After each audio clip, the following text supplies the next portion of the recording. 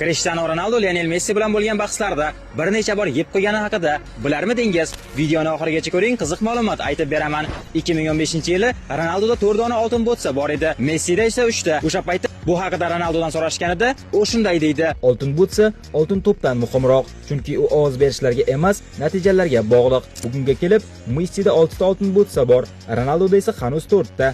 2016-yil Portugaliya Yuroni yutganidan so'ng Ronaldo shunday deydi: Haqiqiy afsona, terma jamoasi bilan sovrin yutgan futbolchi. Bugun esa Messining hisobida Amerika Kubogi, Finalissima, Jahon chempionligi kabi sovrinlar bor. Qolaversa, u har bir turnirda eng yaxshi futbolchi bo'lishga erishgan. 2017-yili Cristiano Ronaldo 5-oltin to'pini qo'lga kiritadi. Jurnalist undan dunyodagi eng yaxshi futbolchi kim deb so'raydi.